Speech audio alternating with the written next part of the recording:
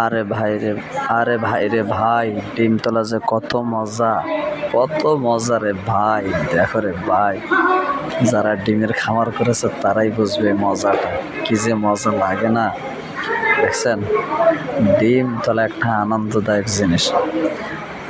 আহা, এ যে ডিম মনে হচ্ছে যেন এক ডিভিস বল, যেন মনে হচ্ছে ক্রিকেট বলের মতো, ডিভিস বলের মতো যেন শক্ত। দেখছেন কি যে এক ডিম, চালতেছে ফাটতেছে না। দেখছেন কি যে এক মজা। দেখেন, দেখছেন, প্রত্যেকের বাড়িতে যদি এরকম মুরগির খামার করা হয় তাহলে তো হেবি সুন্দর একটা